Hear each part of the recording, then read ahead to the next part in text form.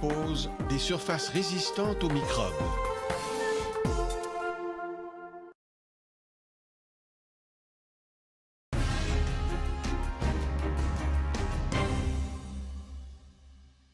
Selon le type de surface qu'il contamine, le coronavirus demeure actif de quelques heures à quelques jours.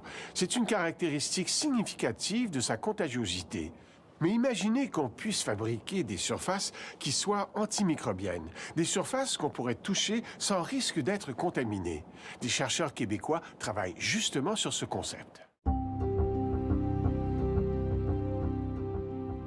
Virus, bactéries, champignons. Ce sont les ennemis invisibles des hôpitaux. Ces microbes peuvent survivre sur les surfaces plusieurs jours, voire plusieurs semaines avant de nous contaminer. Si seulement on avait des surfaces antimicrobiennes. Ce produit existe. Il a été conçu dans le plus grand secret il y a une dizaine d'années.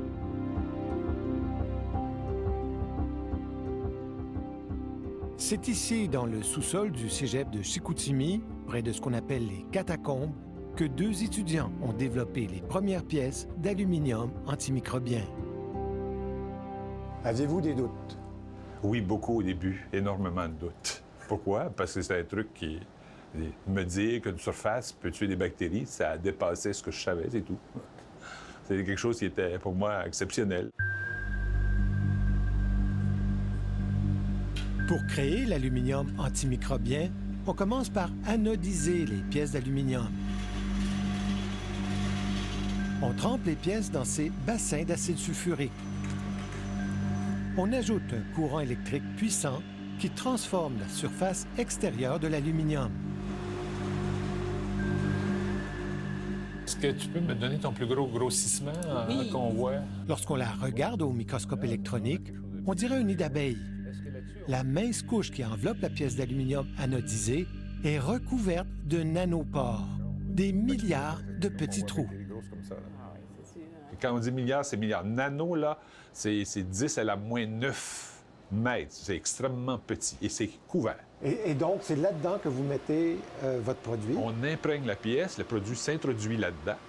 Vous ne pouvez pas le sentir, vous ne pouvez pas le voir, vous ne pouvez pas le détecter. C'est absolument identique à n'importe quelle autre plaque d'aluminium anodisée. Ça coule pas? Ça coule pas, c'est pas liquide, c'est tout à fait... C'est comme une plaque d'aluminium standard. La solution qu'ils mettent à l'intérieur de ces nanopores est de l'ammonium quaternaire. Il s'agit d'un liquide antimicrobien courant qu'on utilise dans les hôpitaux. Ce produit est déjà homologué par Santé Canada. La beauté de cette approche-là, c'est qu'on a utilisé des produits qui existaient déjà. Donc, on n'a pas besoin de prouver qu'ils tuent. On n'a pas besoin de prouver qu'ils ne sont pas dangereux pour la santé humaine. On a besoin de... Ce qu'on a fait, nous, c'est la façon de livrer ce produit-là. Anodiser de l'aluminium était connu depuis longtemps. La véritable innovation, c'est d'avoir trouvé une façon de sceller partiellement les nanopores pour éviter que le produit antimicrobien qu'on a mis à l'intérieur ne sorte trop rapidement. Il faut sceller aussi le trou. Pourquoi? Parce qu'on veut que ça dure longtemps. OK? Ça finirait par sortir tranquillement. C'est comme cicatriser. On cicatrise le trou. On le referme, mais pas complètement. L'équipe a consulté des microbiologistes de l'Université McGill qui ont publié cet article dans la prestigieuse revue scientifique American Chemical Society. Le résultat démontre que l'aluminium antimicrobien pourrait tuer en quelques secondes jusqu'à 70 % des bactéries pathogènes qui causent les maladies nosocomiales, les maladies qu'on contracte dans les hôpitaux. On retrouve sur la liste des bactéries comme E. coli et le Staphylococcus aureus. 2 ans plus tard, c'est au tour des microbiologistes de l'Université de Sherbrooke de confirmer l'efficacité de l'aluminium antimicrobien. Le matériau est capable de tuer des bactéries pathogènes qu'on retrouve dans les hôpitaux et qui sont responsables d'infections. Donc, on pense par exemple à Clostridium difficile qu'on a testé. On a testé des souches qui sont épidémiques, donc qui étaient isolées chez des patients réels et qui ont causé des épidémies. Donc, on a démontré que le métal, l'aluminium anodisé imprégné de composants antibactériens, est capable de tuer ces bactéries-là. On voit sur ces cultures de pétri qu'en 5 secondes seulement, la bactérie Staphylococcus aureus a pratiquement disparu. Pour la tuer, le liquide antimicrobien cible les membranes des bactéries. Ces molécules-là vont aller s'insérer dans les membranes cellulaires des bactéries, qui sont donc composées de lipides, et ça va déstabiliser la membrane. Éventuellement, ça va créer des pores, des trous, qui vont faire en sorte que la bactérie ne sera plus en mesure de maintenir son état stable. Donc, elle va finir par mourir. Cette idée-là, moi, je la trouve géniale pour essayer d'attaquer le coronavirus avec notre technologie. Depuis la publication de leurs recherches, la petite équipe reçoit des appels de partout dans le monde. On veut savoir si le produit pourrait aussi tuer des virus, comme celui qui est à l'origine de la COVID-19. En principe, oui. De par sa structure, de par le fait qu'il contient des membranes lipidiques, on pourrait, en principe, penser que ça va détruire le virus. On pense à des virus comme l'influenza. On pense au coronavirus, le virus de l'immunodéficience humaine, donc le VIH. Et c'est démontré que les ammoniums quaternaires, les désinfectants, ont une activité virucide. Ils sont capables d'éliminer, de tuer ces virus-là. Donc, on n'a pas testé l'aluminium pour son activité virucide, mais on s'entend que c'est quelque chose qu'on va tester très, très prochainement. L'aluminium antimicrobien ne désinfecte pas les gens qui circulent dans un centre hospitalier. Il désinfecterait seulement les surfaces qui entrent en contact avec les bactéries. Ça veut dire qu'elle ne stérilise pas votre main. Votre main ne devient pas complètement stérile, pas du tout. Mais elle va rester, la surface, elle, va rester stérile, va rester auto-désinfectante.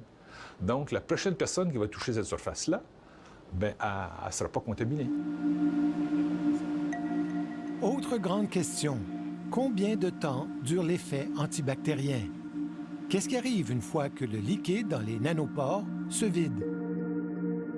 Pour l'instant, il n'y a pas de réponse claire sur la durabilité. Selon A3S, la plus vieille pièce encore active a été installée il y a 2 ans à la bibliothèque du Cégep. Mais les chercheurs disent qu'il n'y a pas de problème, qu'on peut recharger facilement l'aluminium antimicrobien. Nous, on a fait des tests préliminaires où on a fait des lavages répétés avec de l'eau, des produits de nettoyage. Et donc, on voit qu'après un certain nombre de lavages, on a une perte d'activité. Sauf que la beauté de la chose, c'est que si on nettoie les surfaces avec le même composé qui est utilisé pour imprégner l'aluminium au départ, on est capable de recharger cette surface-là pour lui permettre de maintenir son activité antibactérienne. Donc, on a espoir que finalement, on pourrait tout simplement appliquer une méthode de nettoyage avec des produits de désinfection à base d'ammonium quaternaire pour recharger l'aluminium, pour lui permettre de maintenir son activité antibactérienne sur de longues périodes. À l'hôpital de Chicoutimi, on s'apprêtait à tester le potentiel de cette découverte. 2 chambres ont été aménagées pour l'étude. Une chambre classique, une chambre couverte d'aluminium antimicrobien. On en a mis sur les murs, dans la salle de bain et sur la table de chevet. Le docteur Guy Leblanc est chirurgien au centre hospitalier du Saguenay-Lac-Saint-Jean. Il est également le directeur de la division santé d'A3S. Selon lui, ce produit pourrait ralentir la transmission des infections à l'intérieur de l'hôpital. C'est un projet qui a été monté sur plusieurs années. Le but, c'est de démontrer qu'on va faire des prélèvements microbiologiques à intervalles réguliers. Il y a un protocole qui est déterminé par la prévention des infections, la microbiologie aussi. C'est pour démontrer que les surfaces restent 0 bactéries. Puis avec les prélèvements vont démontrer, ce qu'on espère, puisque je suis certain, démontrer qu'il y a 0 bactéries. Tout était en place. Les chambres étaient prêtes à accueillir leurs premiers patients. Le ministère de la Santé du Québec avait même octroyé une subvention de 111 000 $ pour ce projet de recherche.